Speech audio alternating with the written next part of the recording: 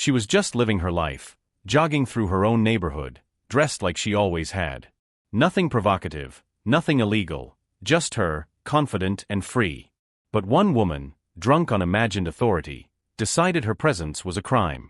What followed wasn't just a personal attack, it revealed the cruelty that hides behind polite smiles and gated communities. It was a confrontation no one saw coming, a lesson in power, control, and resistance. How far will someone go to humiliate another when they believe rules exist only to enforce fear? But what she didn't know was that this time, the rules weren't on her side. The morning sun had barely risen when it happened. Karen emerged suddenly, blocking her path like a storm breaking over calm water. Clipboard clutched tight, eyes sharp, every step deliberate, every breath a warning. Words spat like venom, threats, accusations, promises of fines, confiscations, and imagined authority. The crowd of neighbors held their breath, frozen between curiosity and fear. She reached, her hand snapping toward the fabric of a shirt, a symbol of power she believed she held. For a moment, time slowed. Heart racing, instincts honed, she reacted. A precise push, a defensive maneuver, just enough to create space but not harm. Karen stumbled, arms flailing, disbelief flashing across her face.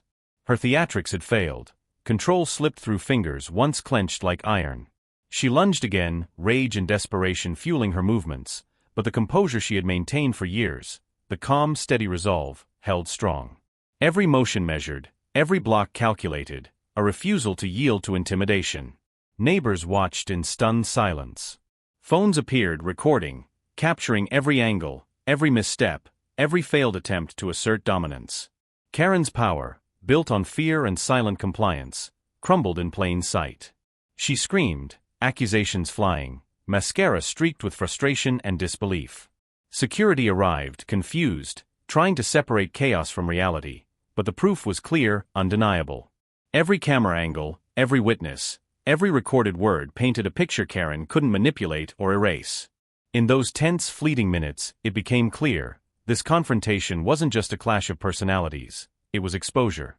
The rules she had twisted, the authority she had weaponized, the fear she had cultivated, all collapsed under one simple truth. Calm, courage, and documentation outweighed theatrics, intimidation, and unearned power. Karen's gasp of rage echoed down the street as she realized she had overstepped in front of everyone. The balance had shifted. The silence that followed was heavy, loaded with consequences she had never anticipated. And in that instant it was undeniable. What comes next wouldn't just punish the abuse of power, it would redefine it forever. The chaos finally settled, leaving a quiet that felt almost surreal. Karen's threats, her fines, her theatrics, all had unraveled in full view of everyone. Neighbors whispered, some finally daring to speak, some lowering their phones but not their awareness. The authority she had wielded so freely, the intimidation she had perfected over years, was gone, exposed and powerless. For her, it was more than victory. It was validation. A long-standing injustice, subtle yet suffocating, had been confronted head-on, and she had emerged unbroken, resolute, and unafraid. Life slowly returned to normal, though nothing would ever feel the same. Morning runs resumed without fear, conversations happened without hesitation, and her presence became a quiet symbol of resilience. The neighborhood had shifted too, walls of silence and compliance had cracked, revealing the truth beneath polished lawns and polite smiles. Karen's name became a cautionary tale, a reminder that unchecked authority and prejudice could be challenged, recorded, and held accountable. But the story didn't end there. This wasn't just about one overbearing neighbor or one community. It was about every place where power is used to intimidate, where appearance and race dictate who belongs, and where silence allows injustice to thrive. It was about the courage it takes to resist, the patience required to document, and the clarity to act when the world is watching. Small acts of defiance, grounded in dignity and truth, have the power to dismantle oppression that hides in plain sight. She had faced harassment and humiliation, but she had also illuminated a truth that countless others live with silently.